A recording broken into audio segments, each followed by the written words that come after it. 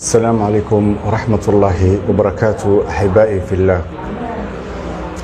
balse aniga ma ihi marka hore wariye ma ihi waxaan warkan idinku soo gudbinayaa waxa weeyaan qof walba dhibaato ayuu sheeganayaa dhibaatada aad sheeganaysid midaan aan ku soo gudbinayo meesha ay la eg tahay si aad markaas ka bacdi aad u quusato ama aad u degto aad ma garanaysaa niyad ay kugu degto way rasuulku wuxuu yiri sallallahu alayhi wasallam markasta qofka ka sareeya fiirinin ee qofka ka hooseeya fiir ayaa la yiri yaani markasta waxa la rabaa qofka ka masiibada badan oo maanta la joogo waqtigan la joogo inaad fiirisid way hadii adiga awlaadaada ay agtaada ay joogan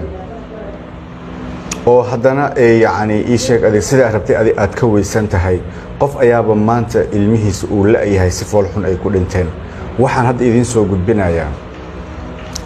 aan rabaa inaan idin la wadaago barnaamijkii wax yar ka hor aan idin soo dhigayay oo ahaa awlaadii ayaa haddeertaan waxaan idin soo gudbinayaa waa la ogaaday qofkii sidaas yeelay awlaadii abriyada ahaa ceebka saliinta ahaa ee dambi la'aanta ahaa wiilkii iyo gabadhii qofkii xasday oo sidaas yeelay qaabkii yacni wuxuusnimadii ii sheeg adiga yeelay ayaan idin soo gudbinayaa oo la helay awlaadii insha Allah aabahooda uu ka soo gaaray janaazadii waan ku tukanay waana la qaaday balse aad baa ay u fool xumaayeen oo loo fool xumeeyay xitaa wiilka gacmaha xitaa waa laga jaray dhunta xitaa waa laga gowracay xasidnimo ayaa saas loo yeelay haddaan idin sheego qofka saas yeelay ma malaysan karaysaan yacni ma xamili kartaan ee ii dulqaata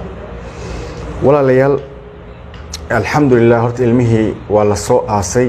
dad dembi geystay ma ahayn iyaga insha Allah shafaaca Allah uga dhigo ciddii ay ka geeriyoodeen saan idin sheegay walaalayaal waxaa ilaan xaqa sidiisa ma qarsamabo awlaadii meedkooda la soo qaaday la soo sheegay la soo qaaday gurigooda la keenay ciddii waxyeesho la weysanaa Facebook ayaa la dhigay in la la'yahay laba sawir waaye iyagu aad u qurux badan u labisan sawir la soo dhigay ayaa lagu baafinayay Facebook bajaajlihii awlaadda waday ayaa aqoonsaday meesha lagu magacahay tacsiyada taashe ayuu yimid wuxuu dhahay awlaadan shalay iyagoo oynaya oo islaana ay leedahay eedadooda ayay ma garanaysaa guriga eedadooda diidooyin la leeyahay oo gurigii uu geeyay ayaa wuxuu dhahay bajaajteedana san ku qaaday aniga ayaa ma garanaysaa meel geeyo way islaantana waa aqaanaa heblaaye hebel ayaa la yiraahdaa okay ciidana lagu daray ii sheeg adiga askarta ama ma garanaysaa booliska ayaa dabagalay wiilkii waa la waday gurigiina geeyaa la dhahay gurigii ala ay xaal mar la istixraacay la